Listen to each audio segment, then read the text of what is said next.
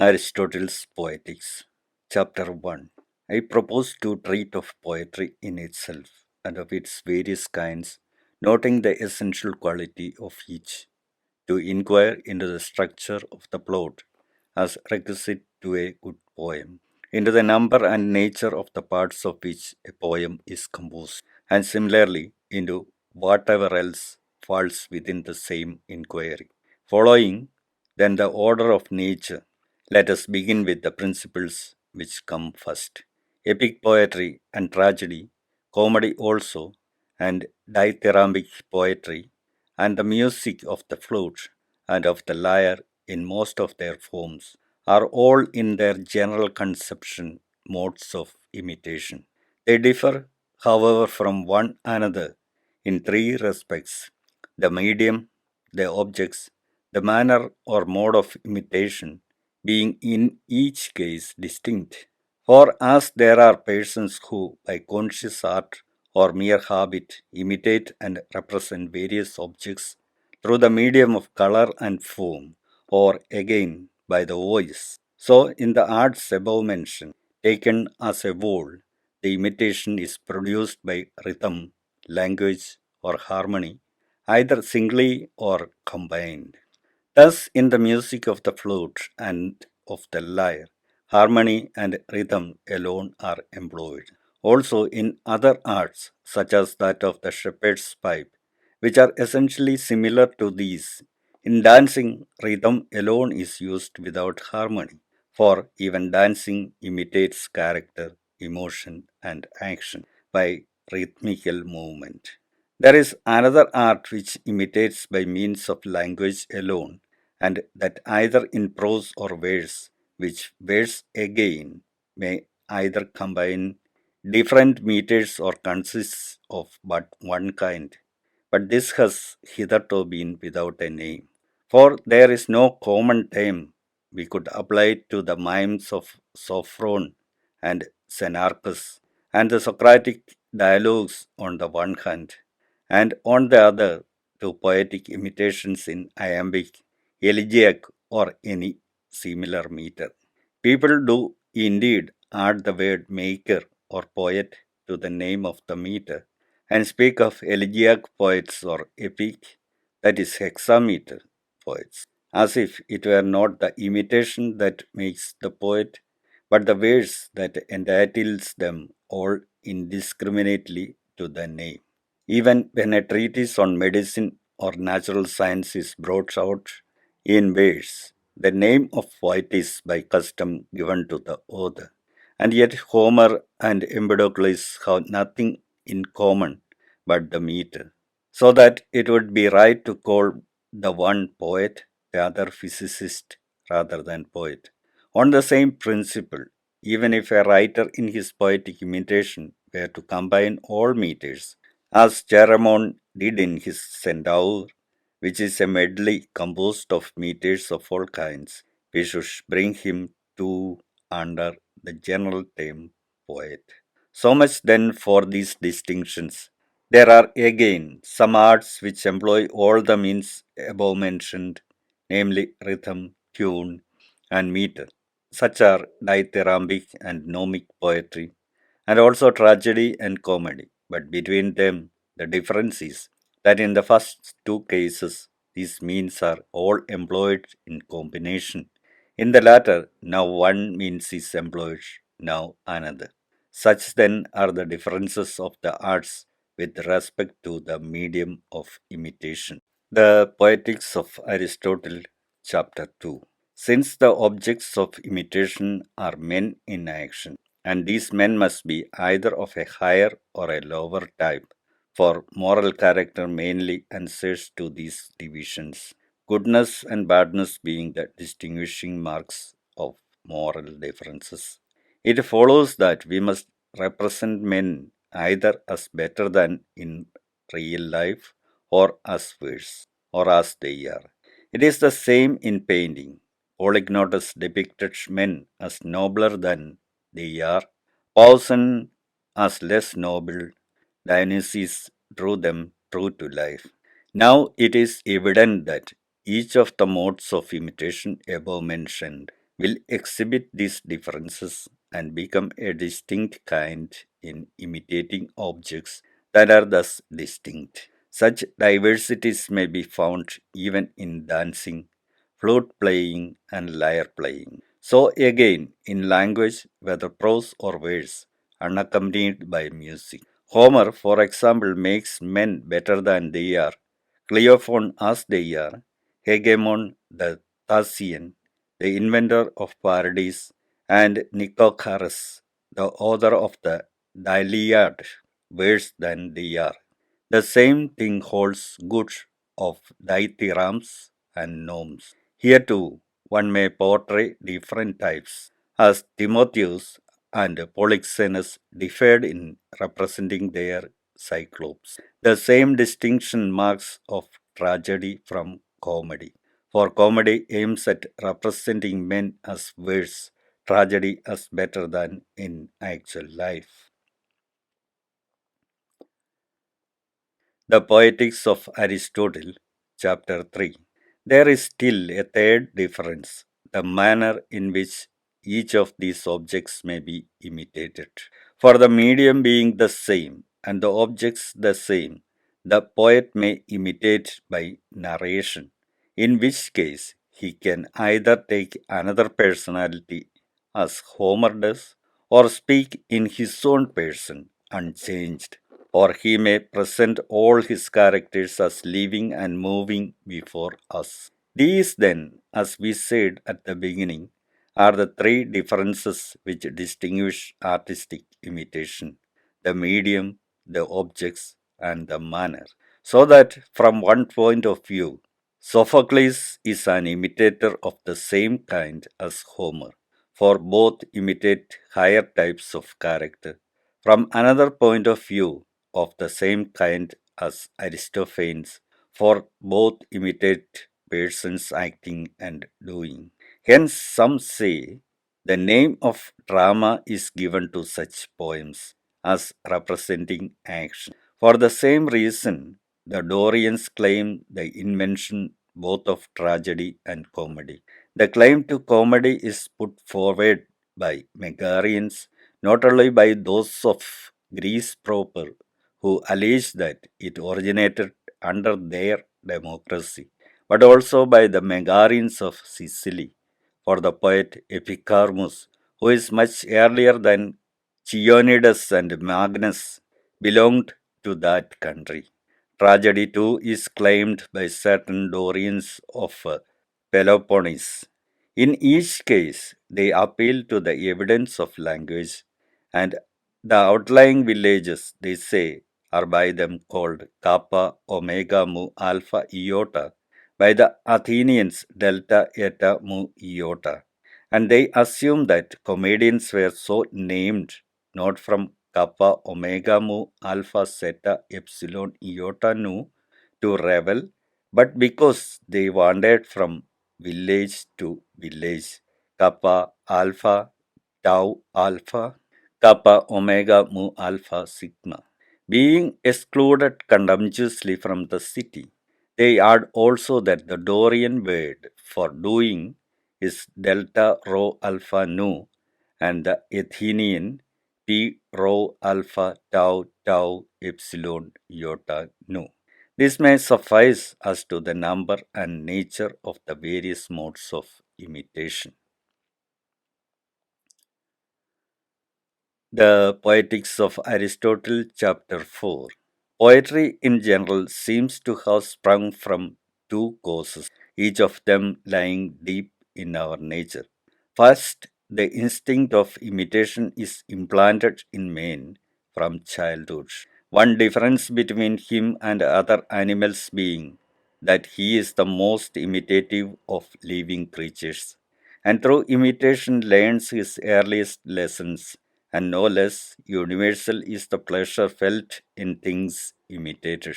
We have evidence of this in the facts of experience, objects which in themselves we view with pain.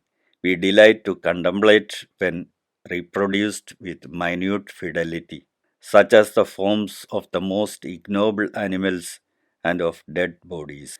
The cause of this again is that to learn gives the liveliest pleasure, not only to philosophers but to men in general, whose capacity, however, of learning is more limited. Thus, the reason why men enjoy seeing a likeness is that in contemplating it, they find themselves learning or inferring and saying perhaps, ah, that is he. For if you happen not to have seen the original, the pleasure will be due not to the limitation as such, but to the execution, the coloring, or some such other cause. Imitation then is one instinct of our nature. Next, there is the instinct for harmony and rhythm, meters being manifestly sections of rhythm. Persons, therefore, starting with this natural gift, developed by degrees their special aptitudes till their rude improvisations gave birth to poetry. Poetry now diverged in two directions according to the individual character of the writers. The graver spirits imitated noble actions and the actions of good men. The more trivial sort imitated the actions of meaner persons, at first composing satires, as the former did hymns to the gods and the praises of famous men. A poem of the satirical kind cannot indeed be put down to any author earlier than Homer, though many such writers probably there were. But from Homer onwards, instances can be cited. His own Margites, for example, and other similar compositions. The appropriate meter was also here introduced, hence, the measure is still called the iambic or lambooning measure, being that in which people lampooned one another. Thus, the older poets were distinguished as writers of heroic or lambooning verse, as in the serious style. Homer is preeminent among poets, for he alone combined dramatic form with excellence of imitation. So, he too first laid down the main lines of comedy by dramatizing the ludicrous instead of writing personal satires. His Margites bears the same relation to comedy that the Iliad and Odyssey do to tragedy. But when tragedy and comedy came to light, the two classes of poets still followed their natural bent. The Lampooners became writers of comedy, and the epic poets were succeeded by tragedians, since the drama was a larger and higher form of art. Whether tragedy has as yet perfected its proper types or not, and whether it is to be judged in itself or in relation also to the audience, this raises another question. Be that as it may, tragedy, as also comedy, was at first mere improvisation. The one originated with the authors of Dithyramb, the other with those of the phallic songs which are still in use in many of our cities. Tragedy advanced by slow degrees, each new element that showed itself was in turn developed. Having passed through many changes, it found its natural form and there it stopped. Aeschylus first introduced a second actor. He diminished the importance of the chorus and assigned the leading part to the dialogue. Sophocles raised the number of actors to three and added scene painting. Moreover, it was not till late that the short plot was discarded for one of greater compass, and the grotesque diction of the earlier satiric form for the stately manner of tragedy.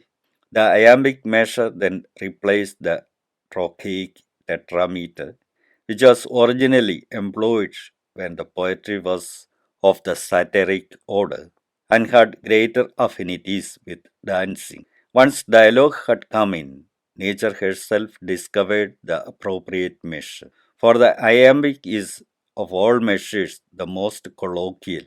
We see it in the fact that Conversational speech runs into iambic lines more frequently than into any other kind of verse, rarely into hexameters, and only when we drop the colloquial intonation. The additions to the number of episodes or acts and other accessories of which tradition tells must be taken as already described, for to discuss them in detail would doubtless be a large undertaking. The Poetics of Aristotle, Chapter 5. Comedy is, as we have said, an imitation of characters of a lower type, not, however, in the full sense of the word bad, the ludicrous being merely a subdivision of the ugly. It consists in some defect or ugliness which is not painful or destructive. To take an obvious example, the comic mask is ugly and distorted, but does not imply pain. The successive changes through which tragedy passed, and the authors of these changes are well known, whereas comedy had no history, because it was not at first treated seriously. It was late before the Archeon granted a comic chorus to a poet. The performers were till then voluntary. Comedy had already taken definite shape when comic poets, distinctively so called, are heard of, who furnished it with masks or prologues or increased the number of actors. These and other similar details remain unknown. As for the plot, it came originally from Sicily, but of Athenian writers, Crates was the first who, abandoning the iambic or Lambonic form, generalized his themes and plots.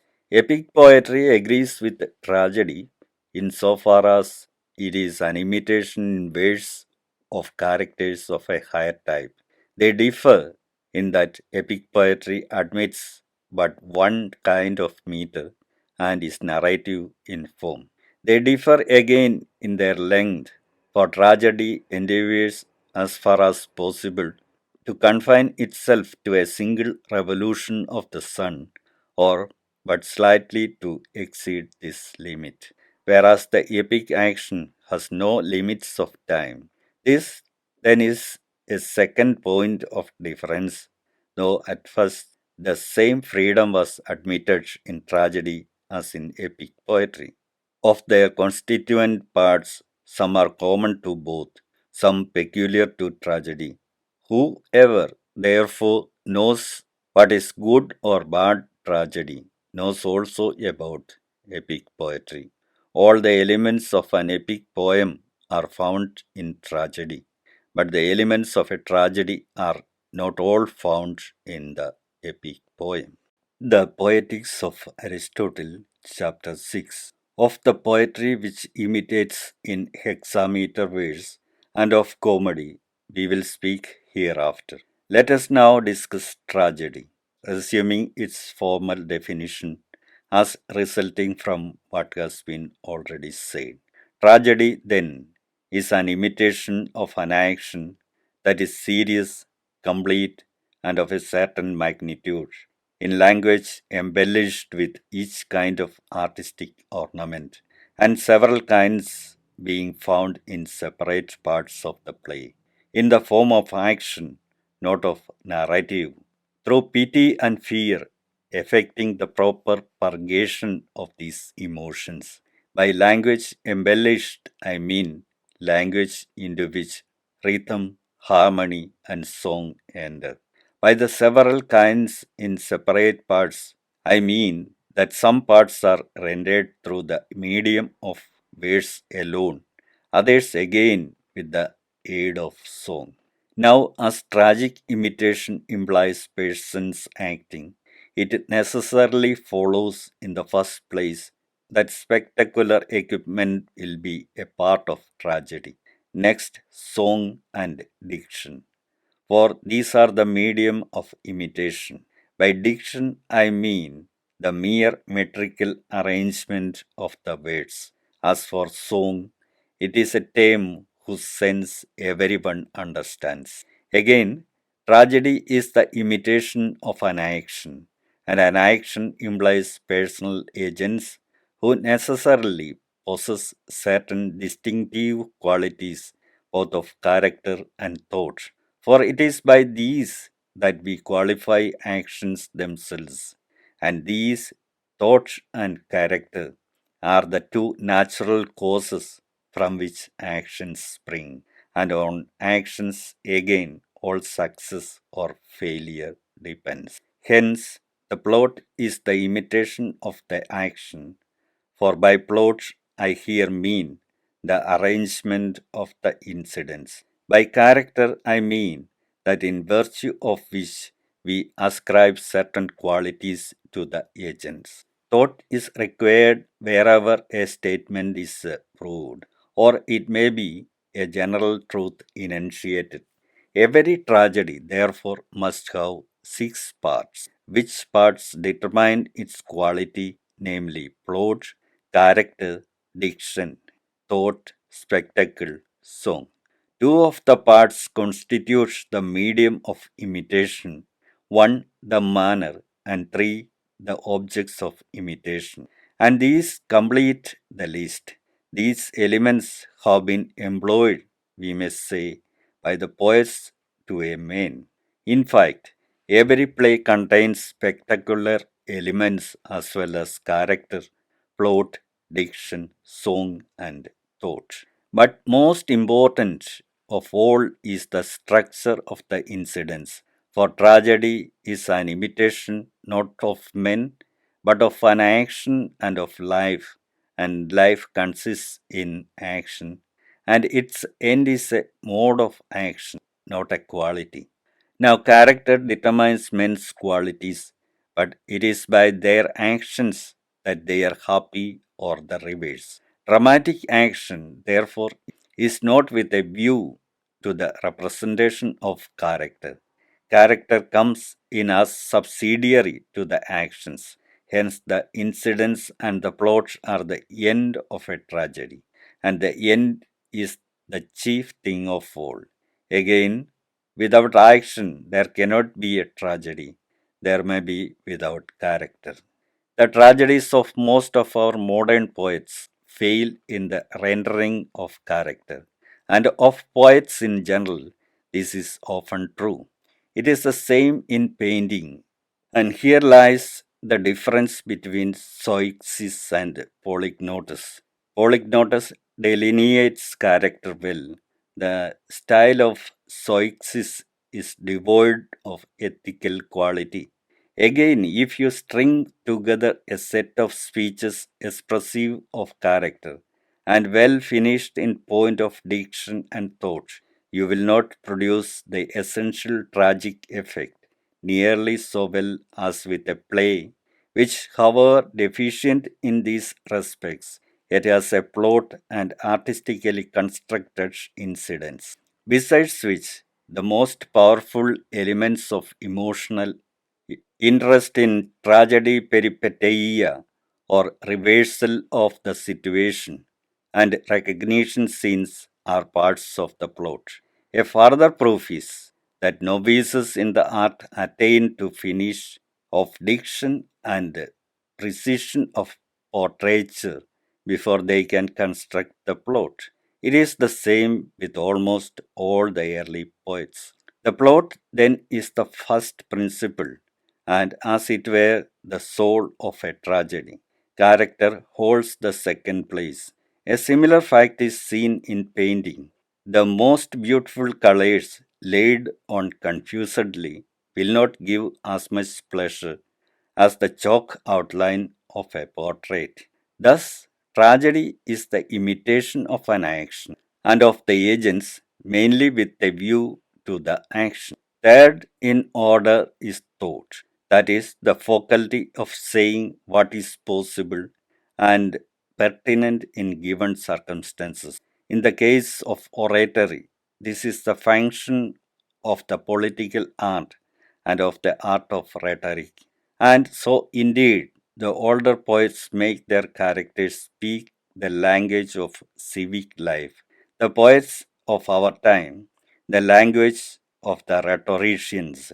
Character is that which reveals moral purpose, showing what kind of things a man chooses or avoids. Speeches, therefore, which do not make this manifest, or in which the speaker does not choose or avoid anything whatever, are not expressive of character. Thought, on the other hand, is found where something is proved to be or not to be, or a general maxim is enunciated. Fourth among the elements enumerated comes diction, by which I mean, as has been already said, the expression of the meaning in words, and its essence is the same both in verse and prose. Of the remaining elements, song holds the chief place among the embellishments. The spectacle has indeed an emotional attraction of its own, but of all parts, it is the least artistic and connected least with the art of poetry. For the power of tragedy, we may be sure, is felt even apart from representation and actors. Besides, the production of spectacular effects depends more on the art of the stage machinist than on that of the poet.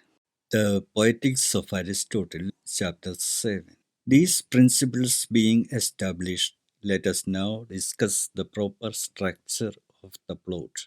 Since this is the first and most important thing in tragedy.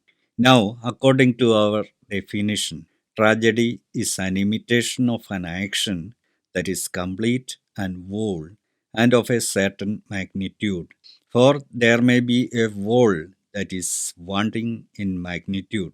A whole is that which has a beginning, a middle, and an end. A beginning is that which does not itself follow anything by causal necessity, but after which something naturally is or comes to be.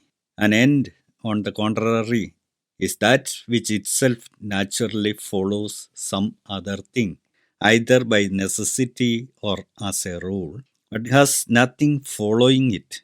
A middle is that which follows something, as some other thing follows it. A well constructed plot, therefore, must neither begin nor end at haphazard, but conform to these principles. Again, a beautiful object, whether it be a living organism or any whole composed of parts, must not only have an orderly arrangement of parts, but must also be of a certain magnitude.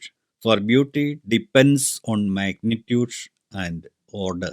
Hence, a very small animal organism cannot be beautiful, for the view of it is confused, the object being seen in an almost imperceptible moment of time. Nor again can one of vast size be beautiful, for as the eye cannot take it all in at once, the unity and sense of the whole is lost for the spectator. As for instance, if there were 1000 miles long, as therefore, in the case of animate bodies and organisms, a certain magnitude is necessary, and a magnitude which may be easily embraced in one view. So, in the plot, a certain length is necessary, and a length which can be easily embraced by the memory.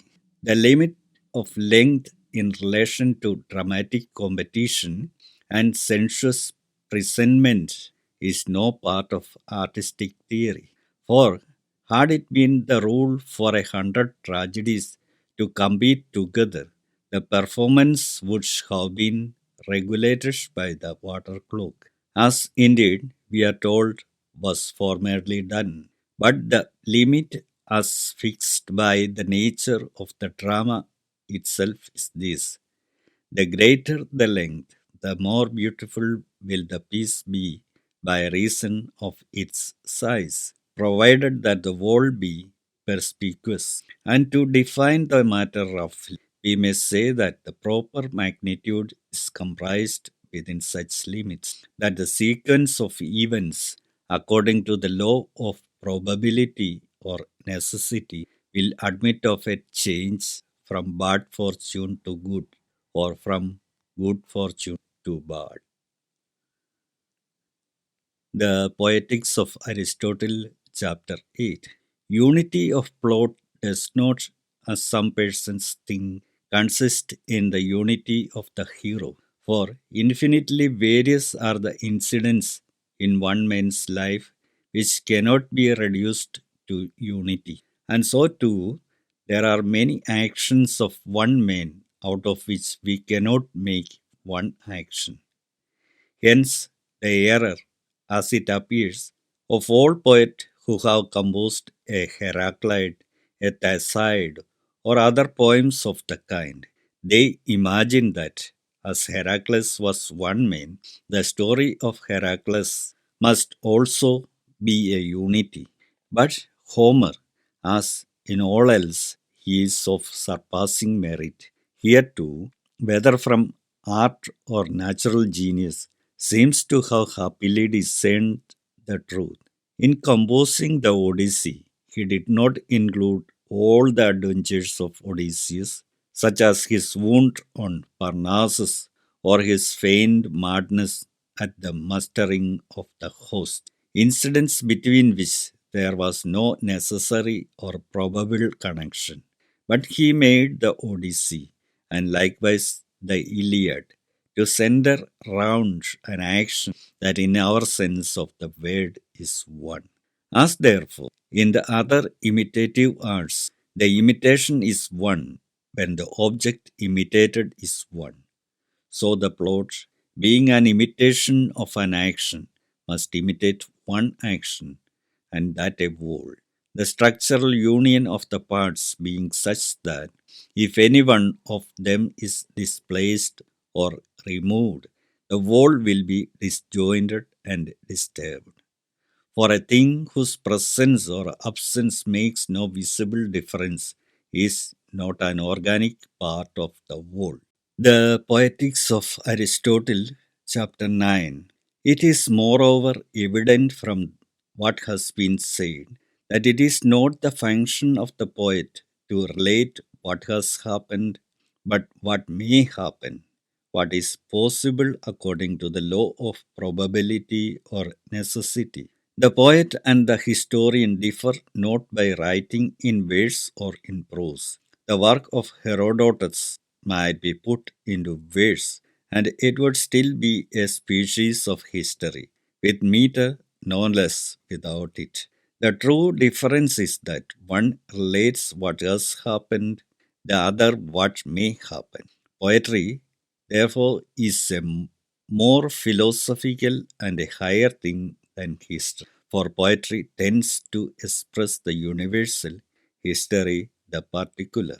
By the universal, I mean how a person of a certain type will on occasion speak or act according to the law of probability or necessity. And it is this universality at which poetry aims in the names she attaches to the personages. The particular is, for example, what Alcibiades did or suffered. In comedy, this is already apparent, for here the poet first constructs the plot on the lines of probability and then inserts characteristic names, unlike the Lampooners who write about particular individuals. But tragedians still keep to real names, the reason being that what is possible is credible. What has not happened, we do not at once feel sure to be possible. But what has happened is manifestly possible. Otherwise, it would not have happened. Still, there are even some tragedies in which there are only one or two well known names, the rest being fictitious. In others, none are well known, as in Agathon's Antaeus, where incidents and names alike are fictitious, and yet they give none the less pleasure. We must not, therefore, at all costs keep to the received legends, which are the usual subjects of tragedy. Indeed, it would be absurd to attempt it, for even subjects that are known only to a few and yet give pleasure to all. It clearly follows that the poet or maker should be the maker of plots rather than of verses. Since he is a poet because he imitates, and what he imitates are actions. And even if he chances to take an historical subject, he is nonetheless a poet, for there is no reason why some events that have actually happened should not conform to the law of the probable and possible. And in virtue of the quality in them, he is their poet or maker. Of all plots and actions, the episodic are the worst. I call a plot episodic, in which the episodes or acts succeed one another without probable or necessary sequence. Bad poets compose such pieces by their own fault, good poets to please the players, for as they write show pieces for competition, they stretch the plot beyond its capacity and are often forced to break the natural continuity. But again, tragedy is an imitation not only of a complete action, but of events inspiring fear or pity. Such an effect is best produced when the events come on us by surprise, and the effect is heightened when, at the same time, they follow as cause and effect. The tragic wonder will be greater than if they happened of themselves or by accident. For even coincidences are most striking when they have an air of design. We may instance the statue of Metis at Argos, which fell upon his murderer while he was a spectator at a festival and killed him. Such events seem not to be due to mere chance. Plots, therefore, constructed on these principles are necessarily the best. The Poetics of Aristotle, chapter 10. Plots are either simple or complex, for the actions in real life, of which the plots are an imitation, obviously show a similar distinction. An action which is one and continuous in the sense above defined, I call simple when the change of fortune takes place without reversal of the situation and without recognition. A complex action is one in which the change is accompanied by such a reversal or by recognition or by both. These last should arise from the internal structure of the plot so that what follows should be the necessary or probable result of the preceding action. It makes all the difference whether any given event is a case of proper hoc or post hoc. The Poetics of Aristotle, chapter 11. Reversal of the situation is a change by which the action veers round to its opposite, subject always to our rule of probability or necessity. Thus, in the Oedipus, the messenger comes to cheer Oedipus and free him from his alarms about his mother, but by revealing who he is, he produces the opposite effect. Again, in the Lynceus, Lynceus is being led away to his death, and Danaus goes with him, meaning to slay him. But the outcome of the preceding incidents is that Danaus is killed and Lynceus saved. Recognition, as the name indicates, is a change from ignorance to knowledge, producing love or hate between the persons destined by the poet for good or bad fortune. The best form of recognition is coincident with a reversal of the situation, as in the Oedipus. There are indeed other forms, even inanimate things of the most trivial kind, may, in a sense, be objects of recognition. Again, we may recognize or discover whether a person has done a thing or not. But the recognition which is most intimately connected with the plot and action is, as we have said, the recognition of persons. This recognition, combined with reversal, will produce either pity or fear. And actions producing these effects are those which, by our definition, tragedy represents. Moreover, it is upon such situations that the issues of good or bad fortune will depend. Recognition, then, being between persons, it may happen that one person only is recognized by the other when the latter is already known, or it may be necessary that the recognition should be on both sides. Thus, Iphigenia is revealed to Orestes by the sending of the letter, but another act of recognition is required to make Orestes known to Iphigenia. Two parts, then, of the plot, reversal of the situation and recognition, turn upon surprises. A third part is the scene of suffering.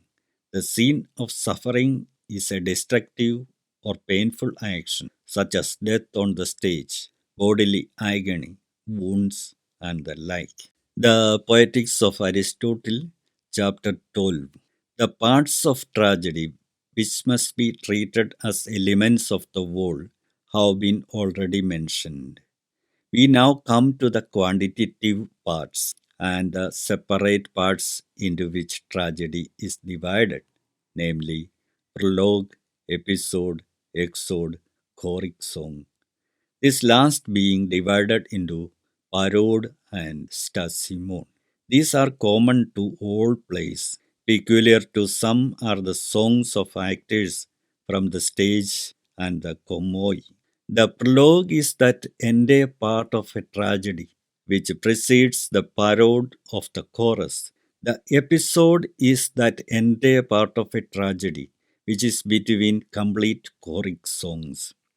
The exode is that entire part of a tragedy which has no choric song after it. Of the choric part, the parode is the first undivided utterance of the chorus. The stasimon is a choric ode without anapes or trochaic tetrameters. The komos is a joint lamentation of chorus and actors. The parts of tragedy which must be treated as elements of the whole have been already mentioned. The quantitative parts, the separate parts into which it is divided, are here enumerated. The Poetics of Aristotle, chapter 13. As the sequel to what has already been said, we must proceed to consider what the poet should aim at and what he should avoid in constructing his plots, and by what means the specific effect of tragedy will be produced. A perfect tragedy should, as we have seen, be arranged not on the simple but on the complex plan. It should, moreover, imitate actions which excite pity and fear, this being the distinctive mark of tragic imitation. It follows plainly, in the first place, that the change of fortune presented must not be the spectacle of a virtuous man brought from prosperity to adversity, for this moves neither pity nor fear. It merely shocks us, nor again that of a bad man passing from adversity to prosperity, for nothing can be more alien to the spirit of tragedy. It possesses no single tragic quality. It neither satisfies the moral sense nor calls for pity or fear. Nor again should the downfall of the utter villain be exhibited. A plot of this kind would doubtless satisfy the moral sense, but it would inspire neither pity nor fear. For pity is aroused by unmerited misfortune, fear by the misfortune of a man like ourselves. Such an event, therefore, will be neither pitiful nor terrible. There remains then the character between these two extremes, that of a man who is not eminently good and just, yet whose misfortune is brought about not by vice or depravity, but by some error or frailty. He must be one who is highly renowned and prosperous, a personage like Oedipus, Theestus, or other illustrious men of such families. A well constructed plot should, therefore, be single in its issue rather than double as some maintain.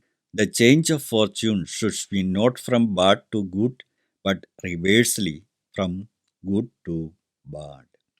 It should come about as the result not of vice, but of some great error or frailty in a character either such as we have described or better rather than worse. The practice of the stage bears out our view.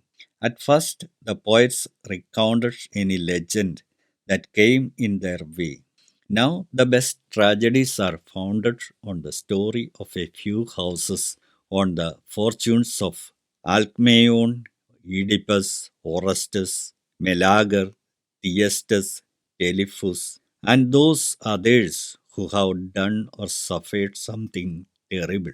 A tragedy, then, a tragedy, then to be perfect according to the rules of art, should be of this construction. Hence, they are in error who censure Euripides just because he follows this principle in his plays, many of which end unhappily.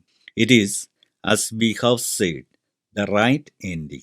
The best proof is that on the stage and in dramatic competition, such plays, if well worked out, are the most tragic in effect, and Euripides, faulty though he may be in the general management of his subject, yet is felt to be the most tragic of the poets. In the second rank comes the kind of tragedy which some place first, like the Odyssey. It has a double thread of plot and also an opposite catastrophe for the good and for the bad. It is accounted the best because of the weakness of the spectators. For the poet is guided in what he writes by the wishes of his audience. The pleasure, however, thence derived is not the true tragic pleasure. It is proper rather to comedy, where those who, in the piece, are the deadliest enemies, like Orestes and Aegisthus, quit the stage as friends at the close, and no one slays or is slain. The Poetics of Aristotle, chapter 14. Fear and pity may be aroused by spectacular means, but they may also result from the inner structure of the piece, which is the better way and indicates a superior poet. For the plot ought to be so constructed that, even without the aid of the eye, he who hears the tale told will thrill with horror and melt to pity at what takes place. This is the impression we should receive from hearing the story of the Oedipus. But to produce this effect by the mere spectacle is a less artistic method and dependent on extraneous aids. Those who employ spectacular means to create a sense not of the terrible but only of the monstrous are strangers to the purpose of tragedy. For we must not demand of tragedy any and every kind of pleasure, but only that which is proper to it. And since the pleasure which the poet should afford is that which comes from pity and fear through imitation, it is evident that this quality must be impressed upon the incidents. Let us then determine what are the circumstances which strike us as possible, as terrible or pitiful. Actions capable of this effect must happen between persons who are either friends or enemies or indifferent to one another. If an enemy kills an enemy, there is nothing to excite pity either in the act or the intention, except so far as the suffering in itself is pitiful. So again, with indifferent persons.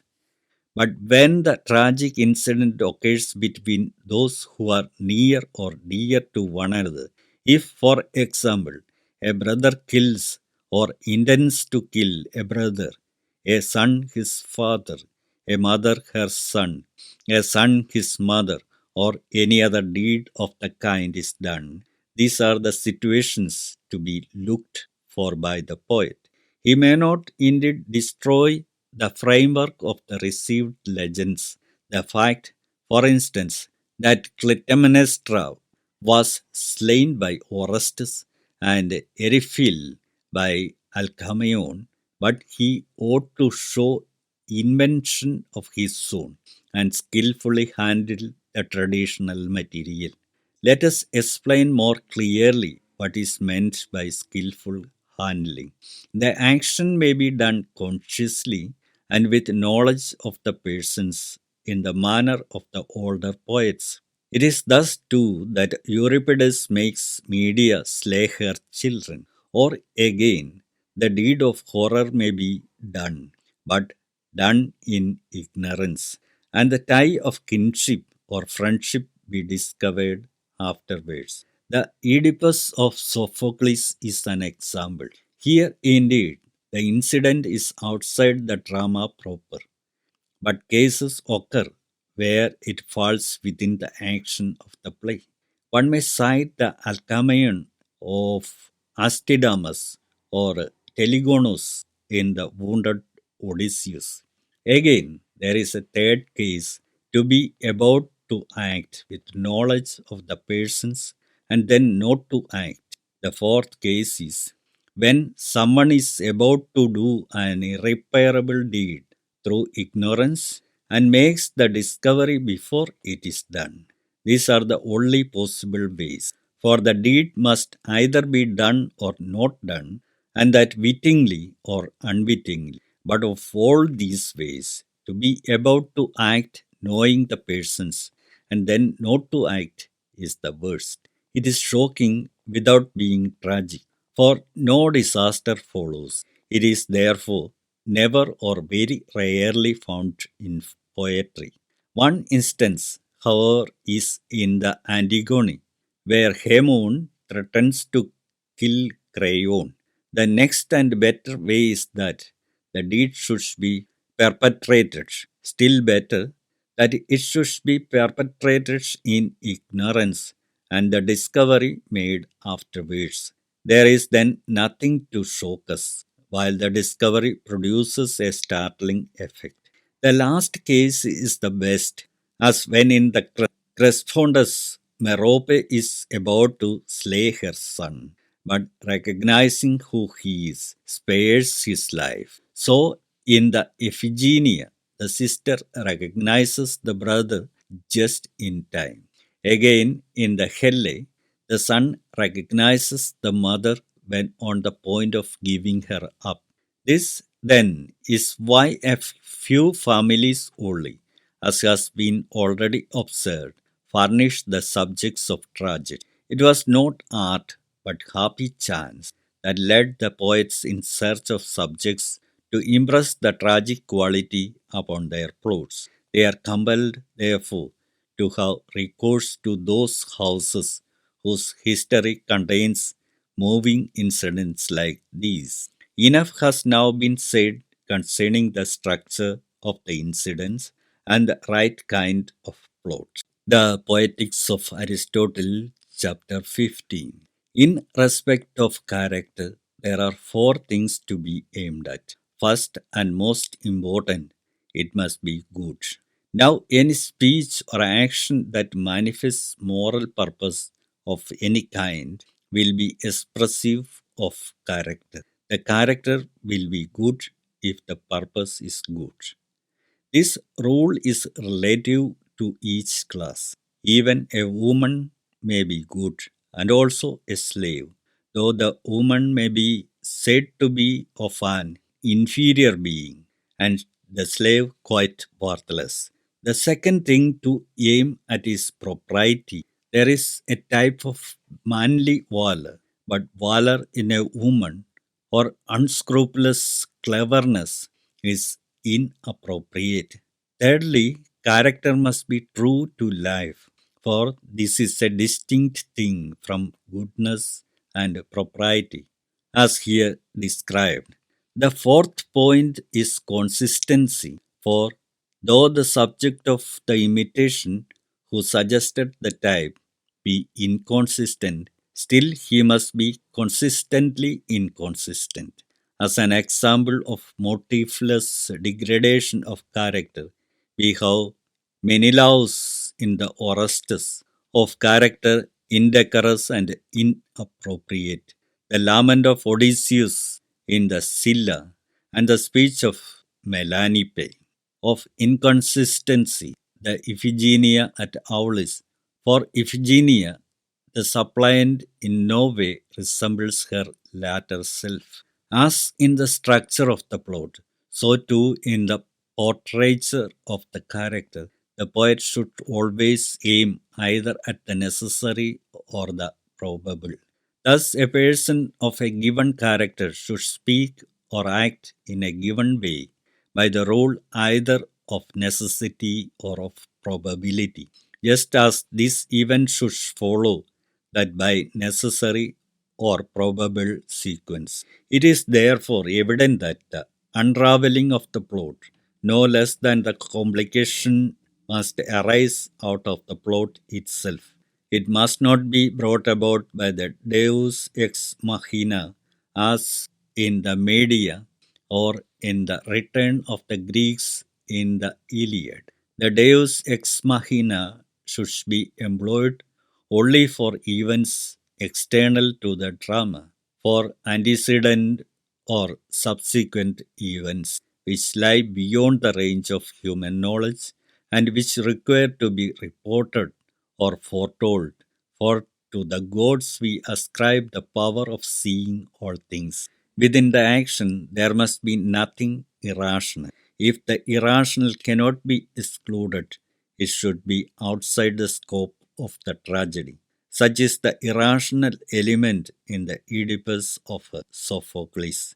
Again, since tragedy is an imitation of persons who are above the common level, the example of good portrait painters should be followed. They, while reproducing the distinctive form of the original, make a likeness which is true to life and yet more beautiful. So too, the poet, in representing men who are irascible or indolent or have other defects of character, should preserve the type and yet ennoble it. In this way, Achilles is portrayed by Agathon and Homer. These then are rules the poet should observe, nor should he neglect those appeals to the senses which, though not among the essentials, are the concomitants of poetry. For here too there is much room for error, but of this enough has been said in our published treatises. The Poetics of Aristotle, chapter 16. What recognition is has been already explained. We will now enumerate its kinds.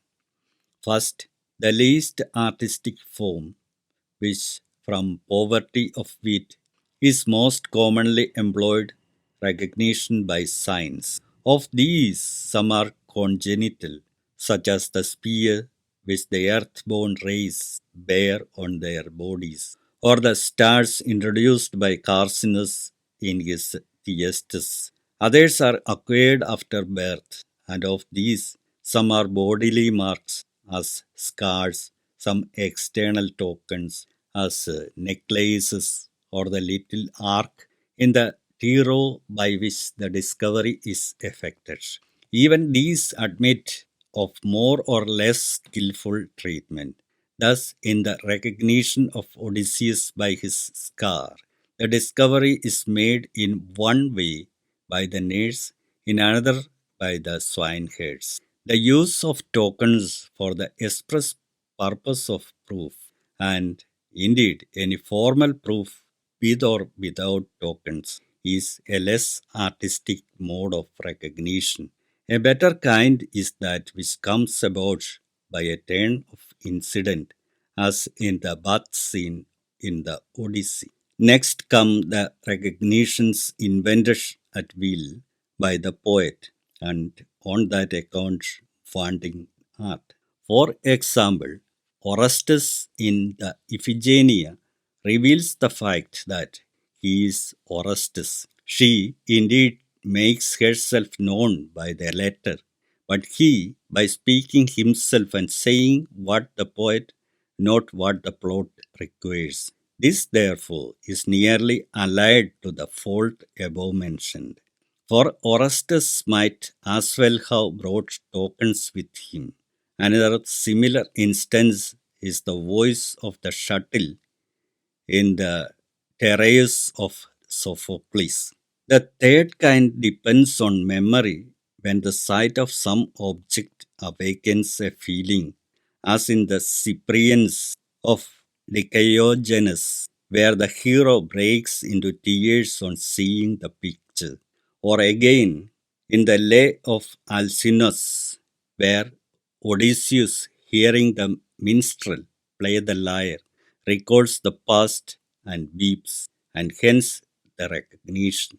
The fourth kind is by process of reasoning. Thus, in Coiphory, someone resembling me has come. No one resembles me but Orestes. Therefore, Orestes has come. Such too is the discovery made by Iphigenia in the play of Polydus the Sophist. It was the natural reflection of Orestes to me. So I too must die at the altar like my sister. So again, in the Tidaeus of Theodactus, the father says, I came to find my son and I lost my own life. So too in the Phaedae, the woman, on seeing the place, inferred their fate. Here we are doomed to die, for here we were cast forth. Again, there is a composite kind of recognition involving false inference on the part of one of the characters, as in the Odysseus disguised as a messenger. A said that no one else was able to bend the bow. Hence, B, the disguised Odysseus imagined that A would recognize the bow, which in fact he had not seen, and to bring about a recognition by this means that the expectation A would recognize the bow is false inference. But of all recognitions, the best is that which arises from the incidents themselves, where the startling discovery is made by natural means. Such is that in the Oedipus of Sophocles and in the Iphigenia, for it was natural that Iphigenia should wish to dispatch a letter. These recognitions alone dispense with the artificial aid of tokens or amulets. Next come the recognitions by process of reasoning. The Poetics of Aristotle, chapter 17.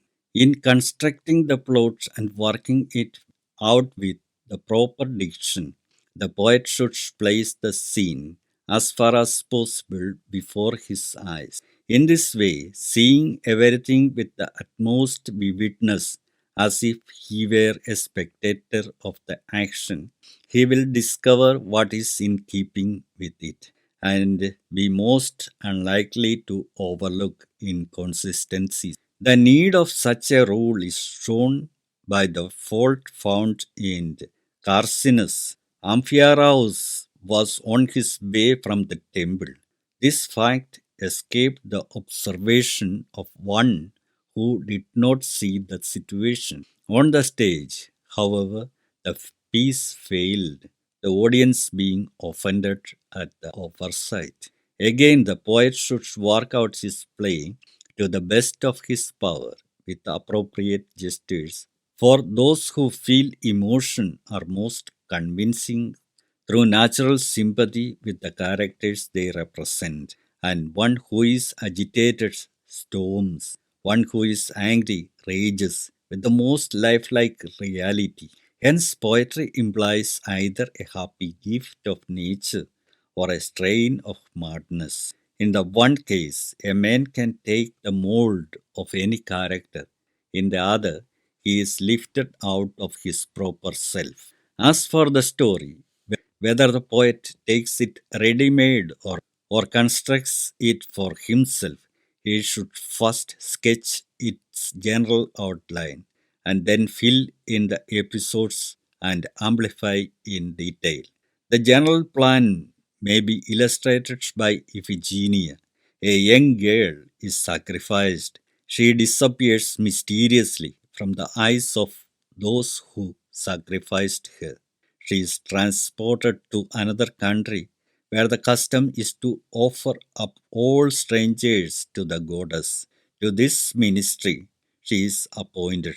Sometime later, her own brother chances to arrive. The fact that the oracle for some reason ordered him to go there is outside the general plan of the play. The purpose again is of his coming is outside the action proper. However, he comes, he is seized, and when on the point of being sacrificed, reveals who he is. The mode of recognition may be either that of Euripides or of Polyidus, in whose play he exclaims very naturally, "So it was not my sister only, but I too, who was doomed to be sacrificed," and by that remark he is saved. After this, the names being once given, it remains to fill in the episode. We must see that they are relevant to the action. In the case of Orestes, for example, there is the madness which led to his capture and his deliverance by means of the purificatory rite. In the drama, the episodes are short, but it is these that give extension to epic poetry. Thus, the story of the Odyssey can be stated briefly. A certain man is absent from his home for many years. He is jealously watched by Poseidon and left desolate. Meanwhile, his home is in a wretched plight. Suitors are wasting his substance and plotting against his son. At length, tempest tossed, he himself arrives. He makes certain persons acquainted with him. He attacks the suitors with his own hand and is himself preserved while he destroys them. This is the essence of the plot. The rest is episode. The Poetics of Aristotle, chapter 18. Every tragedy falls into two parts, complication and unraveling or denouement. Incidents extraneous to the action are frequently combined with a portion of the action proper to form the complication. The rest is the unraveling. By the complication, I mean all that extends from the beginning of the action to the part which marks the turning point to good or bad fortune. The unraveling is that which extends from the beginning of the change to the end. Thus, in the Lynceus of Theodectes, the complication consists of the incidents presupposed in the drama, the seizure of the child, and then again the unraveling extends from the accusation of murder to the end. There are four kinds of tragedy: the complex, depending entirely on reversal of the situation and recognition; the pathetic, where the motive is passion, such as the tragedies of Ajax and Ixion; the ethical, where the motives are ethical, such as the Pheotidas and the Peleus; the fourth kind is the simple. We here exclude the purely spectacular element, exemplified by the Phorcys, the Prometheus, and scenes laid in Hades. The poet should endeavor, if possible, to combine all poetic elements, or failing that, the greatest number and those the most important, the more so in face of the cavilling criticism of the day. For whereas there have hitherto been good poets, each in his own branch, the critics now expect one man to surpass all others in their several lines of excellence. In speaking of a tragedy as the same or different, the best test to take is the plot. Identity exists where the complication and unraveling are the same. Many poets tie the knot well but unravel it ill. Both arts, however, should always be mastered. Again, the poet should remember what has been often said and not make an epic structure into a tragedy. By an epic structure, I mean one with a multiplicity of plots, as if, for instance, you were to make a tragedy out of the entire story of the Iliad. In the epic poem, owing to its length, each part assumes its proper magnitude. In the drama, the result is far from answering to the poet's expectation. The proof is that the poets who have dramatized the whole story of the fall of Troy, instead of selecting portions like Euripides, or who have taken the whole tale of Niobe and not a part of her story, like Aeschylus, either fail utterly or meet with poor success on the stage. Even Agathon has been known to fail from this one defect. In his reversals of the situation, however, he shows a marvelous skill in the effort to hit the popular taste, to produce a tragic effect that satisfies the moral sense. This effect is produced when the clever rogue, like Sisyphus, is outwitted or the brave villain defeated. Such an event is probable in Agathon's sense of the word. It is probable, he says, that many things should happen contrary to probability. The chorus too should be regarded as one of the actors. It should be an integral part of the whole and share in the action in the manner not of Euripides but of Sophocles. As for the latter poets, their choral songs pertain as little to the subject of the piece as to that of any other tragedy. They are therefore sung as mere interludes, a practice first begun by Agatho. Yet, what difference is there between introducing such choral interludes and transferring a speech or even a whole act from one play to another? The Poetics of Aristotle, chapter 19. It remains to speak of diction and thought, the other parts of tragedy having been already discussed. Concerning thoughts, we may assume what is said in the rhetoric, to which inquiry the subject more strictly belongs. Under thought is included every effect which has to be produced by speech, the subdivisions being proof and refutation, the excitation of the feelings such as pity, fear, anger, and the like, the suggestion of importance or its opposite. Now it is evident that the dramatic incidents must be treated from the same points of view as the dramatic speeches. When the object is to evoke the sense of pity, fear, importance, or probability, the only difference is that the incidents should speak for themselves without verbal possession, while the effects aimed at in speech should be produced by the speaker and as a result of the speech. For what were the business of a speaker if the thoughts were revealed quite apart from what he says? Next, as regards diction, One branch of the inquiry treats of the modes of utterance, but this province of knowledge belongs to the art of delivery and to the masters of that science. It includes, for instance, what is a command, a prayer, a statement, a threat, a question, an answer, and so forth. To know or not to know these things involves no serious censure upon the poet's art. For who can admit the fault imputed to Homer by Protagoras, that in the words, "Sing goddess of the wrath," he gives a command under the idea that he utters a prayer.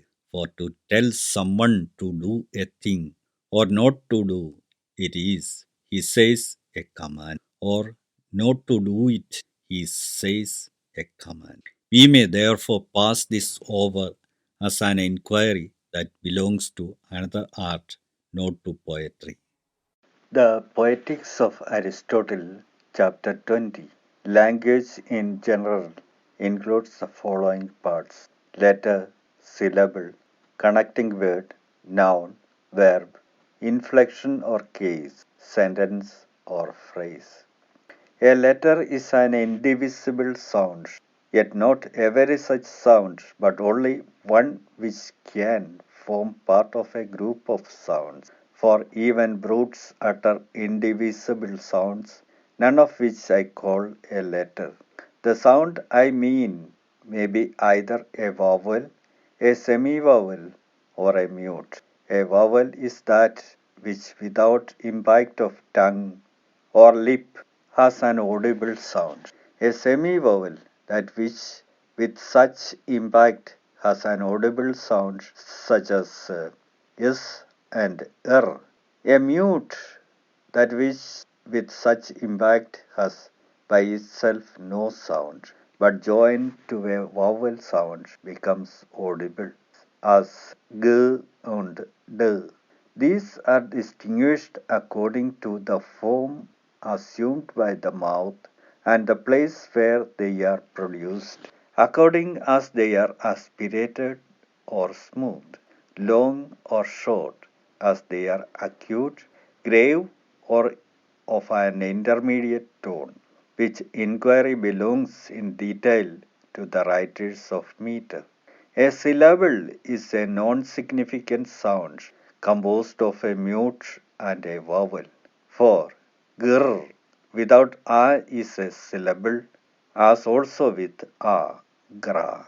But the investigation of these differences belongs to also to metrical science. A connecting word is a non-significant sound which neither causes nor hinders the union of many sounds into one significant sound. It may be placed at either end or in the middle of a sentence, or a non-significant sound which out of several sounds, each of them significant, is capable of forming one significant sound, as alpha, nu, theta, iota, p, epsilon, rho, iota, and the like, or a non-significant sound which marks the beginning, end, or division of a sentence, such, however, that it cannot correctly stand by itself at the beginning of a sentence, as mu, epsilon, nu, eta, tau, omicron, iota, delta, epsilon.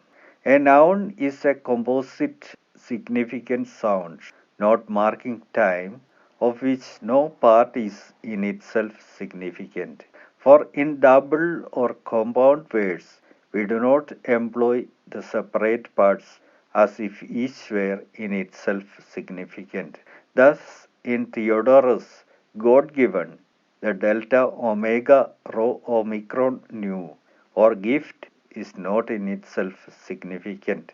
A verb is a composite significant sound marking time, in which, as in the noun, no part is in itself significant. For man or white does not express the idea of when, but he walks or he has walked, does connote time, present or past. Inflection belongs both to the noun and verb and expresses either the relation of, to, or the like, or that of number, whether one or many, as men or men, or the modes or tones in actual delivery. Example, a question or a command. Did he go? And go are verbal inflections of this kind. A sentence or phrase is a composite significant sound, some at least of whose parts are in themselves significant. For not every such group of words consists of verbs and nouns. The definition of main, for example, but it may dispense even with the verb. Still, it will always have some significant part, as in walking or Cleon, son of Cleon. A sentence or phrase may form a unity in two ways, either as signifying one thing or as consisting of several parts linked together. Thus, the Iliad is won by the linking together of parts, the definition of man by the unity of the thing signified. The Poetics of Aristotle, chapter 21. Words are of two kinds, simple and double. By simple, I mean those composed of non-significant elements, such as gamma, eta. By double or compound, those composed either of a significant and non-significant element, though within the whole word no element is significant, or of elements that are both significant. A word may likewise be triple, quadruple, or multiple in form, like so many Marsilian expressions, example, Hermo Kaiko Santus, who prayed to Father Zeus. Every word is either current or strange, or metaphorical or ornamental, or newly coined or lengthened, or contracted or altered. By a current or proper word, I mean one which is in general use among a people. By a strange word, one which is in use in another country. Plainly, therefore, the same word may be at once strange and current, but not in relation to the same people. The word sigma iota gamma upsilon nu omicron nu lance is to the Cyprians a current term, but to us a strange one.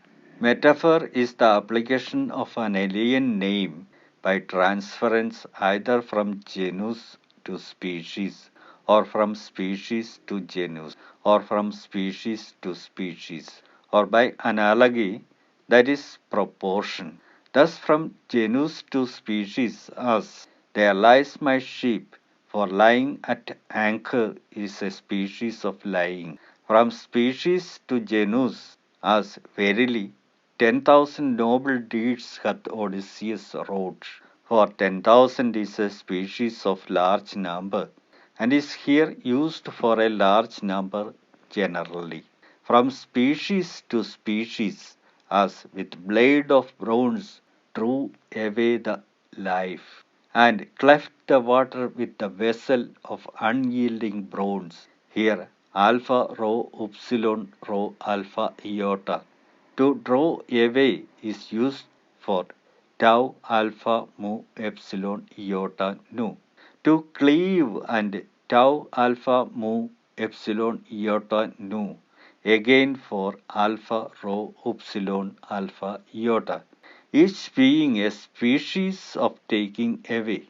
Analogy or proportion is when the second term is to the first as the fourth to the third. We may then use the fourth for the second, or the second for the fourth. Sometimes, too, we qualify the metaphor by adding the term to which the proper word is relative.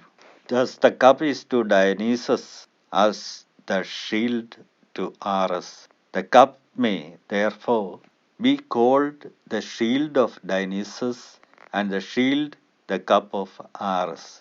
Or again, as old age is to life, so is evening to day.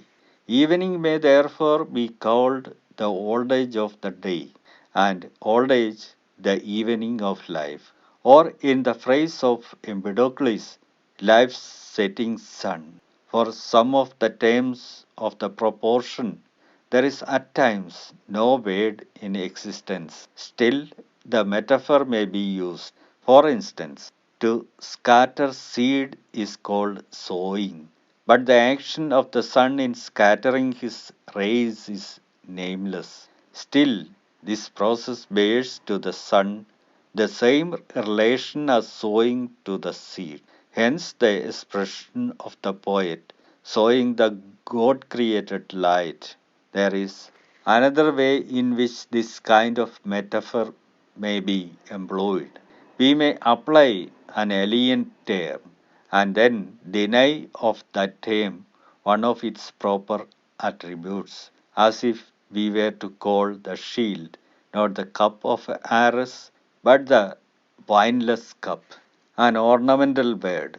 A newly coined word is one which has never been ever in local use, but is adopted by the poet himself. Some such words there appear to be as epsilon rho nu upsilon gamma epsilon sigma, sprouters for kappa epsilon rho alpha tau alpha, horns and alpha rho eta tau eta rho, supplicator for iota epsilon rho epsilon upsilon sigma, priest. A word is lengthened when its own vowel is exchanged for a longer one or when a syllable is inserted.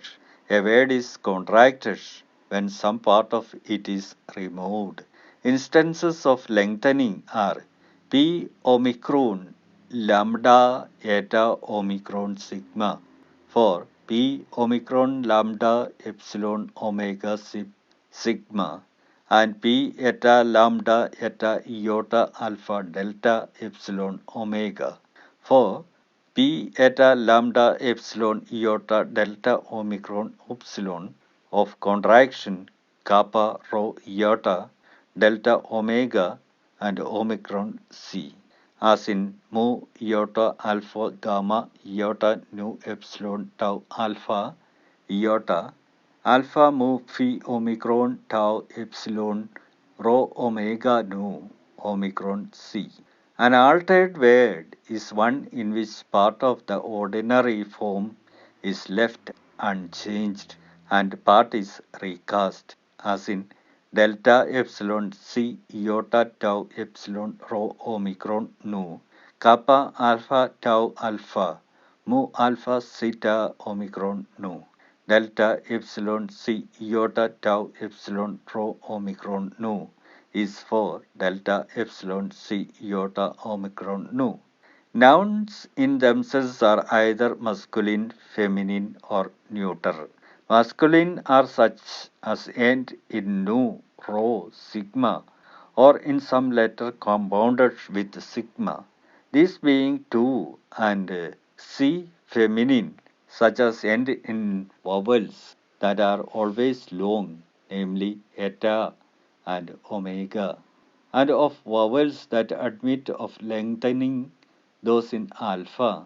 Thus the number of letters in which nouns masculine and feminine end is the same, for C and C are equivalent to endings in sigma. No noun ends in a mute or a vowel short by nature. Three only end in iota: mu, eta, lambda, iota, kappa, omicron, mu, iota, p epsilon, rho, iota. Five end in upsilon. Neuter nouns end in these two latter vowels also in nu and sigma. The Poetics of Aristotle, chapter 22. The perfection of style is to be clear without being mean. The clearest style is that which uses only current or proper words. At the same time, it is mean. Witness the poetry of Cleophon and of Sthenelus. That diction, on the other hand, is lofty and raised above the commonplace, which employs unusual words. By unusual, I mean strange or rare words, metaphorical, lengthened, anything in short that differs from the normal idiom.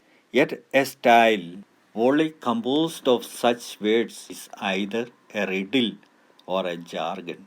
A riddle if it consists of metaphors, a jargon if it consists of strange or rare words. For the essence of a riddle is to express true facts under impossible combinations. Now, this cannot be done by any arrangement of ordinary words, but by the use of metaphor it can.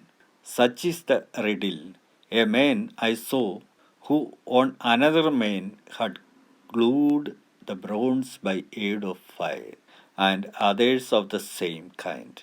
A diction that is made up of strange or rare terms is a jargon. A certain infusion, therefore, of these elements is necessary to style.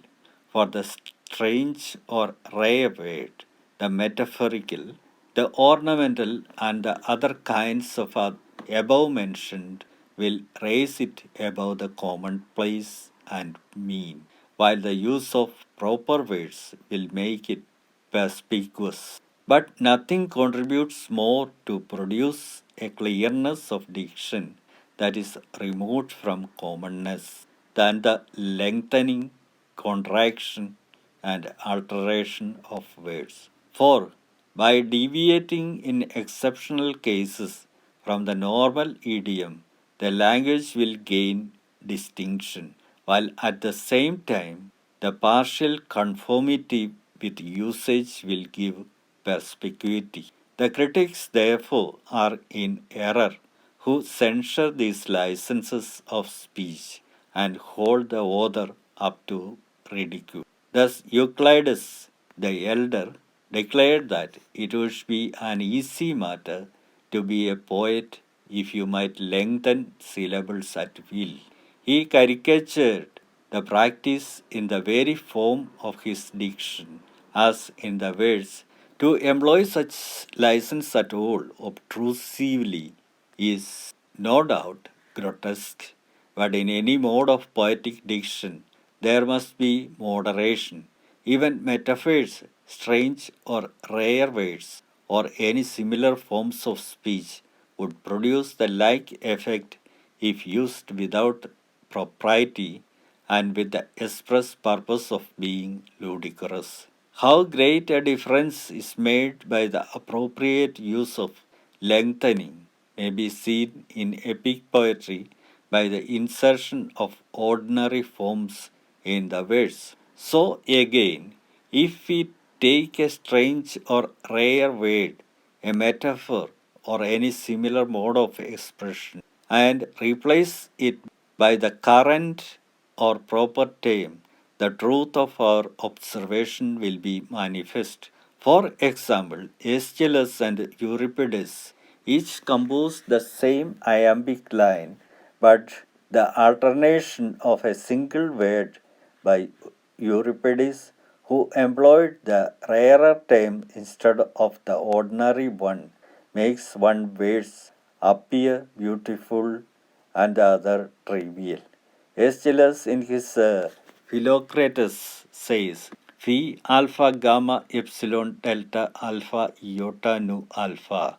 Euripides substitutes theta omicron iota nu alpha tau alpha iota phis on for epsilon sigma theta iota epsilon iota feeds on. Again in the line nu epsilon nu delta epsilon mu, the difference will be felt if we substitute the common words nu epsilon nu delta epsilon mu epsilon omega nu, or if for the line delta iota phi rho omicron nu alpha epsilon iota, we read delta iota phi rho omicron nu. Again, Aristophanes ridiculed the tragedians for using phrases which no one would employ in ordinary speech. For example, it is precisely because such phrases are not part of the current idiom that they give distinction to the style. This, however, he failed to see. It is a great matter to observe propriety in these several modes of expression, as also in compound words, strange or rare words, and so forth. But the greatest thing by far is to have a command of metaphor. This alone cannot be imparted by another. It is a mark of genius, for to make good metaphors implies an eye for resemblances. Of the various kinds of words, the compound are best adapted to dithyrambs, rare words to heroic poetry, metaphors to iambic. In heroic poetry, indeed, all these varieties are serviceable, but in iambic verse, which reproduces as far as may be familiar speech, the most appropriate words are those which are found even in prose. These are the current or proper, the metaphorical, the ornamental. Concerning tragedy and imitation by means of action, this may suffice. The Poetics of Aristotle, chapter 23. As to that poetic imitation which is narrative in form and employs a single meter, the plot manifestly ought, as in a tragedy, to be constructed on dramatic principles. It should have for its subject a single action, whole and complete, with a beginning, a middle, and an end. It will thus resemble a living organism in all its unity and produce the pleasure proper to it. It will differ in structure from historical compositions, which of necessity present not a single action but a single period, and all that happened within that period to one person or to many, little connected together as the events may be.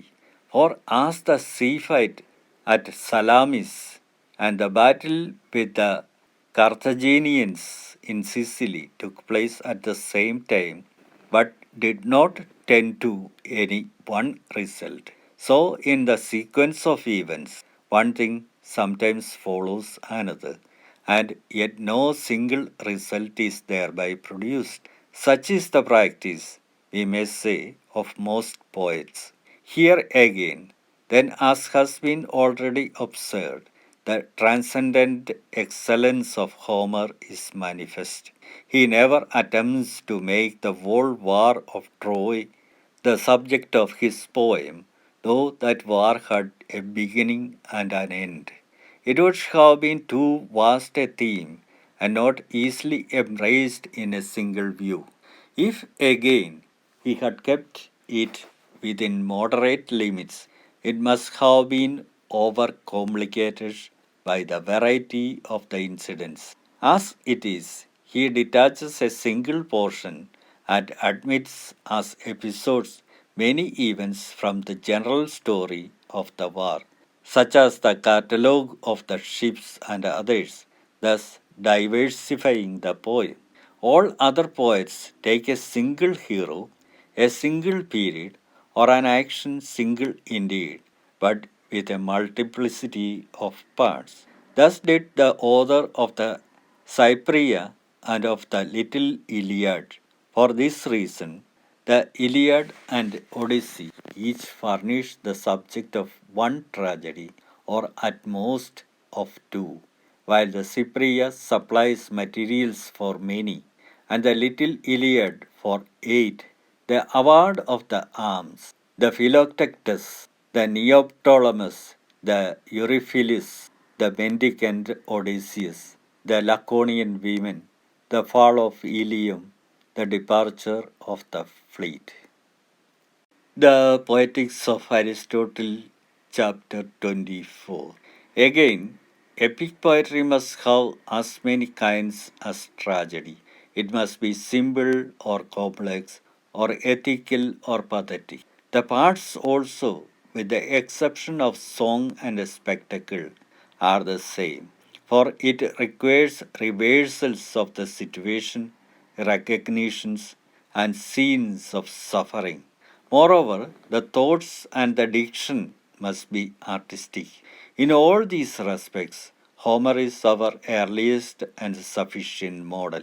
Indeed, each of his poems has a twofold character. The Iliad is at once simple and pathetic, and the Odyssey complex, for recognition scenes run through it, and at the same time ethical. Moreover, in diction and thought, they are supreme. Epic poetry differs from tragedy in the scale on which it is constructed and in its meter. As regards scale or length, we have already laid down an adequate limit. The beginning and the end must be capable of being brought within a single view. This condition will be satisfied by poems on a smaller scale than the old epics, and answering in length to the group of tragedies presented at a single sitting. Epic poetry has, however, a special capacity for enlarging its dimensions, and we can see the reason. In tragedy, we cannot imitate several lines of actions carried on at one and the same time. We must confine ourselves to the action on the stage and the part taken by the players. But in epic poetry, owing to the narrative form, many events simultaneously transacted can be presented, and these, if relevant to the subject, add mass and dignity to the poem.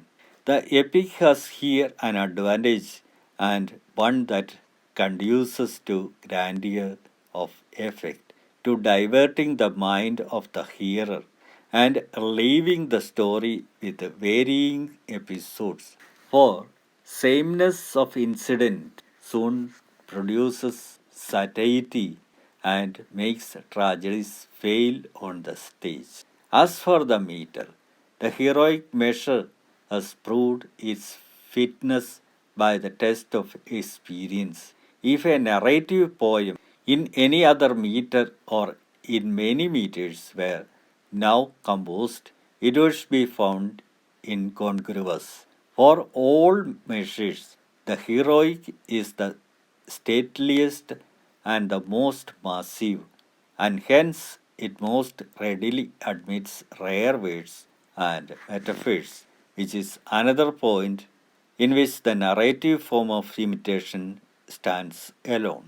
On the other hand, the iambic and the trochaic tetrameter are stirring measures, the latter being akin to dancing, the former expressive of action.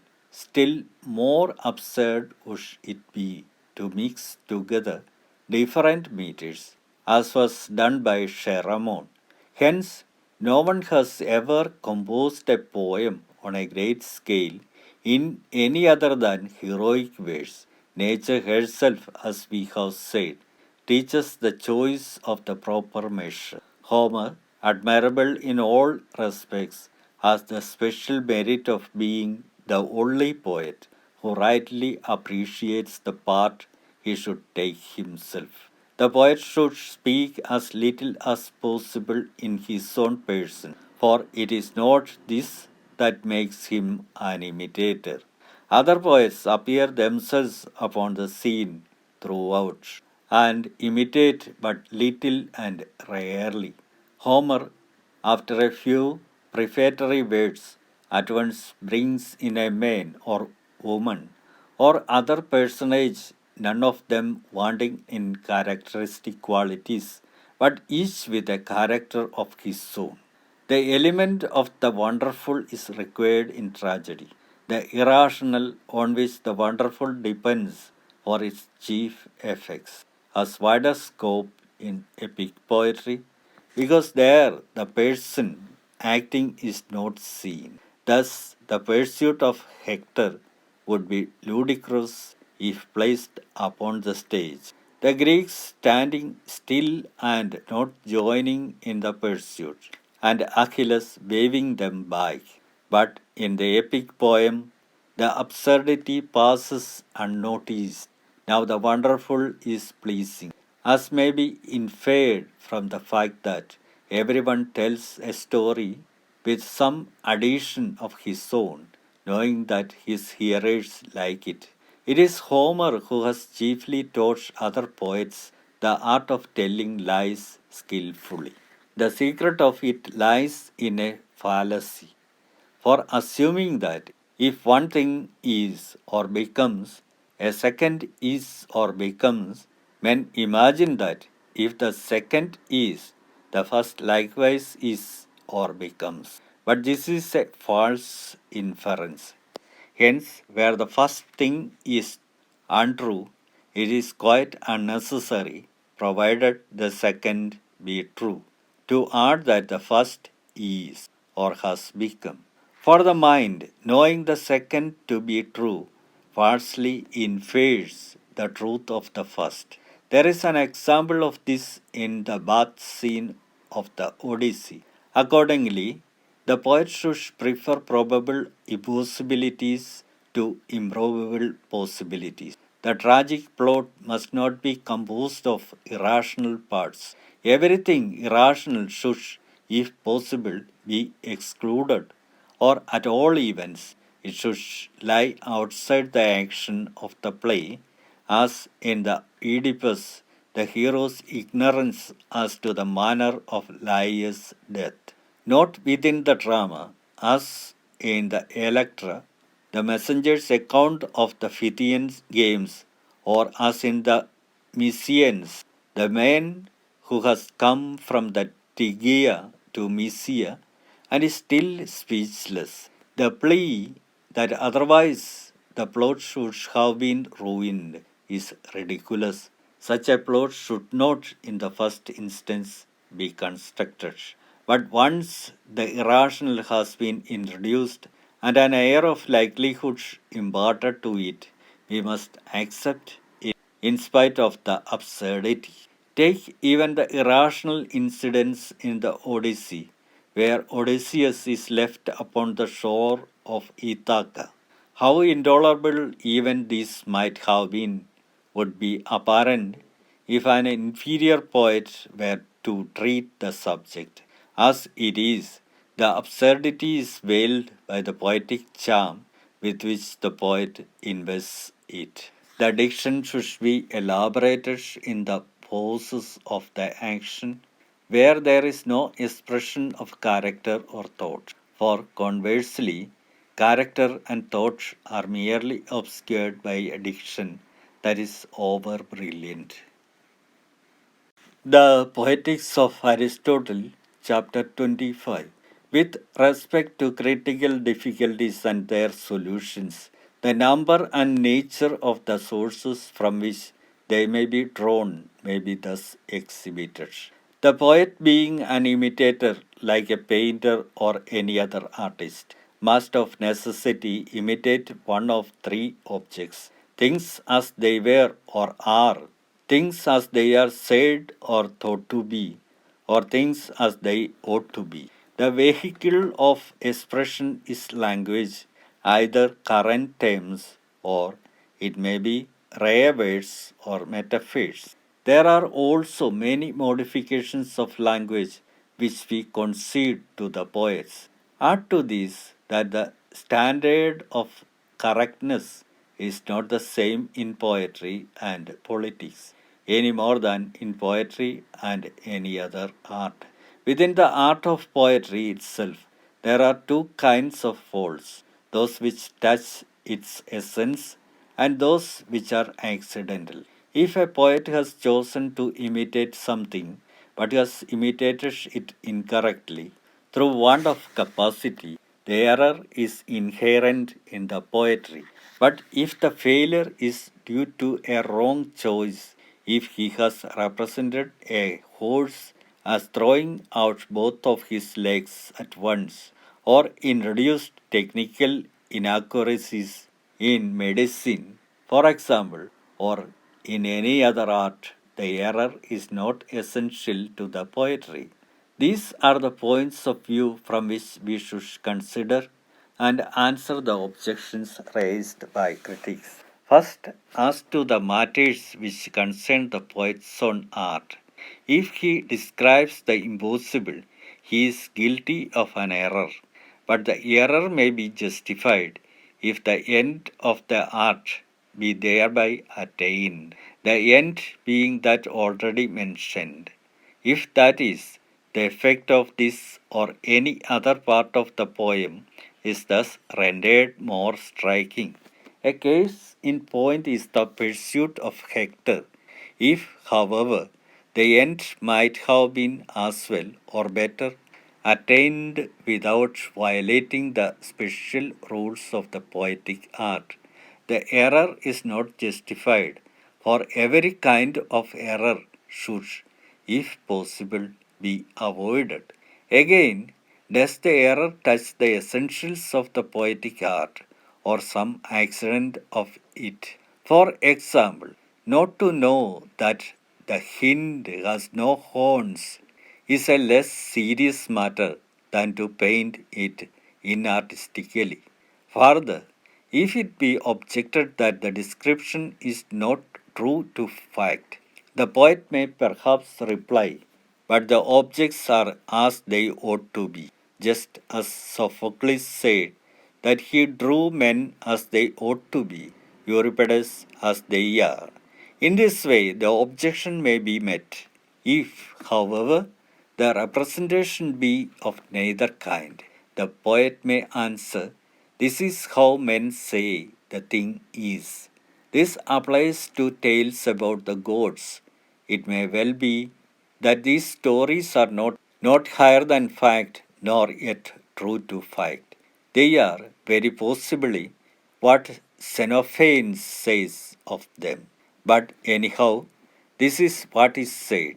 Again, a description may be no better than the fact. Still, it was the fact. As in the passage about the arms, upright upon their butt ends stood the spears. This was the custom then, as it now is among the Illyrians. Again, in examining whether what has been said or done by someone is poetically right or not, we must not look merely to the particular act or saying and ask whether it is poetically good or bad. We must also consider by whom it is said or done, to whom, when, by what means, or for what end, whether, for instance, it be to secure a greater good or avert a greater evil. Other difficulties may be resolved by due regard to the usage of language. We may not array a word as in Omicron Upsilon Rho Eta Alpha Sigma Mu Epsilon Nu Pi Rho Omega Tau Omicron Nu, where the poet perhaps employs Omicron Upsilon Rho Eta Alpha Sigma, not in the sense of mules, but of sentinels. So again, of Dolon, ill-favoured indeed he was to look upon. It is not meant that his body was ill-shaped, but that his face was ugly. For the Cretans use the word epsilon, upsilon, epsilon, iota, delta, epsilon, sigma, well favored, to denote a fair face. Again, zeta, omega, rho, omicron, tau, epsilon, rho, omicron, nu, delta, epsilon, kappa, epsilon, rho, alpha, iota, epsilon. Makes the drink livelier does not mean makes it stronger, as for hard drinkers, but makes it quicker. Sometimes an expression is metaphorical, as now all gods and men were sleeping through the night, while at the same time the poet says, often indeed As he turned his gaze to the Trojan plain, he marveled at the sound of flutes and pipes. All is here used metaphorically for many, all being a species of many. So in the verse, alone she hath no part, Omicron iota eta. Alone is metaphorical, for the best known may be called the only one. Again, the solution may depend upon accent or breathing. Thus, Hippias of Thassus solved the difficulties in the lines, or again, the question may be solved by punctuation, as in Empedocles. Of a sudden, things became mortal, and that before had learned to be immortal, and things unmixed before mixed, or again by ambiguity of meaning, as where the word p lambda epsilon omega is ambiguous, or by the usage of language. Thus, any mixed drink is called omicron iota nu omicron sigma.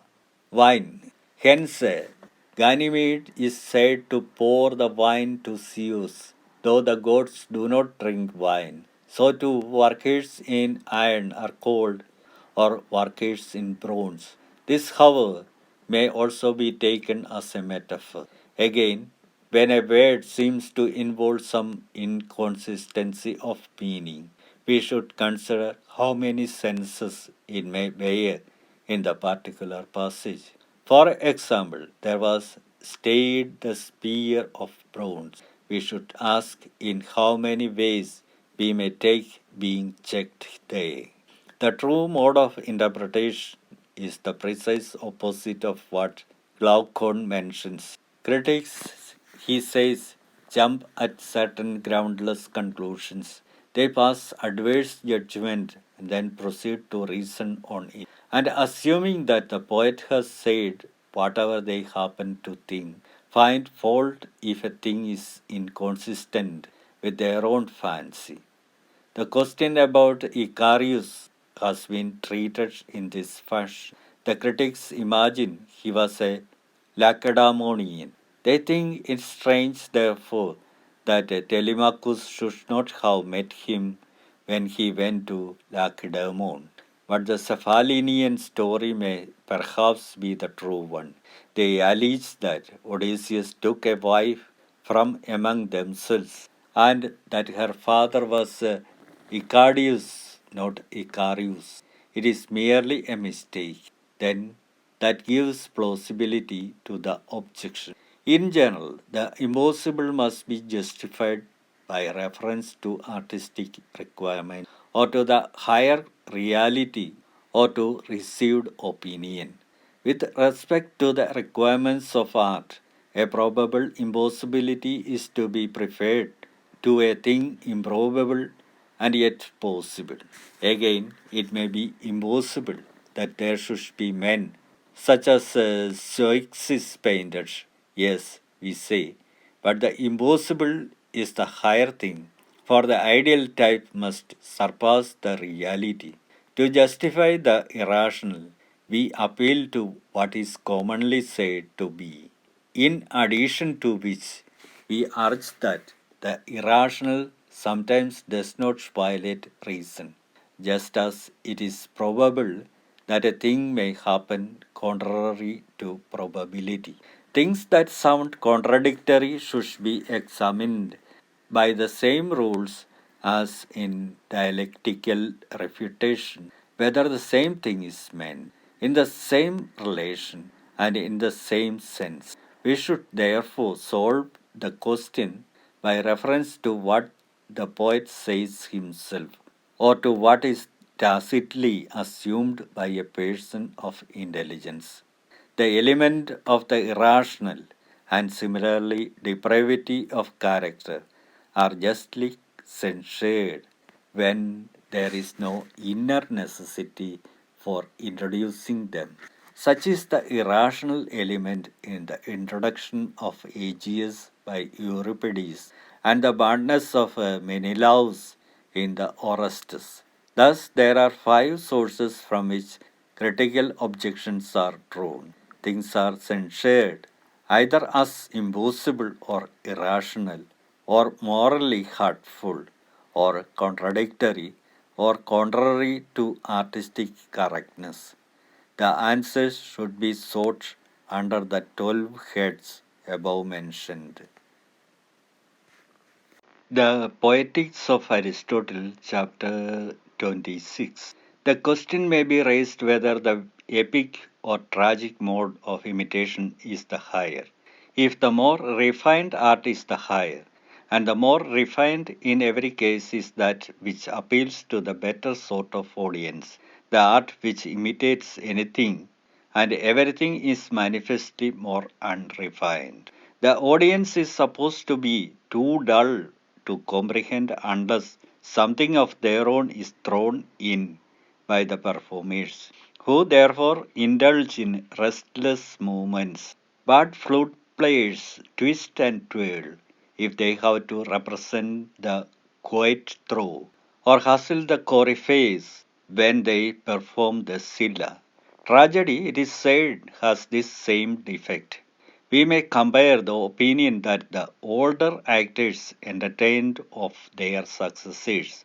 Meniscus used to call Caliphides ape on account of the extravagance of his action, and the same view was held of Pindarus.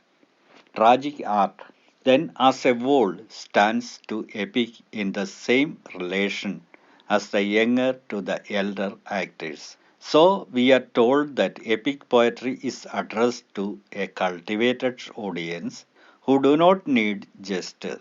Tragedy to an inferior public. Being then unrefined, it is evidently the lower of the two. Now, in the first place, this censure attaches not to the poetic but to the histrionic art, for gesticulation may be equally overdone in epic recitation as by Sosistratus, or in lyrical competition as by Mnasiteus the Opuntian. Next, all action is not to be condemned any more than all dancing, but only that of bad performers. Such was the fault found in Callipides, as also in others of our own day, who are censured for representing degraded women. Again, tragedy, like epic poetry, produces its effect even without action. It reveals its power by mere reading. If then, in all other respects, it is superior, this fault, we say, is not inherent in it. And superior it is because it has all the epic elements. It may even use the epic meter with the music and spectacular effects as important accessories. And this produces the most vivid of pleasures. Further, it has vividness of impression in reading as well as in representation. Moreover, the art attains its end within narrower limits, for the concentrated effect is more pleasurable than one which is spread over a long time and so diluted. What, for example, would be the effect of the Oedipus of Sophocles if it were cast into a form as long as the Iliad? Once more, the epic imitation has less unity, as is shown by this, that any epic poem will furnish subjects for several tragedies. Thus, if the story adopted by the poet has a strict unity, it must either be concisely told and appear truncated, or if it conform to the epic canon of length, it must seem weak and watery. Such length implies some loss of unity. If, I mean, the poem is constructed out of several actions, like the Iliad and the Odyssey, which have many such parts, each with a certain magnitude of its own. Yet these poems are as perfect as possible in structure. Each is in the highest degree attainable an imitation of a single action. If then tragedy is superior to epic poetry in all these respects, and moreover fulfills its specific function better as an art, for each art ought to produce not any chance pleasure, but the pleasure proper to it. As already stated, it plainly follows that tragedy is the higher art, as attaining its end more perfectly. Thus, much may suffice concerning tragic and epic poetry in general. There are several kinds and parts, with the number of each and their differences, the causes that make a poem good or bad, the objections of the critics, and the answers to these objections.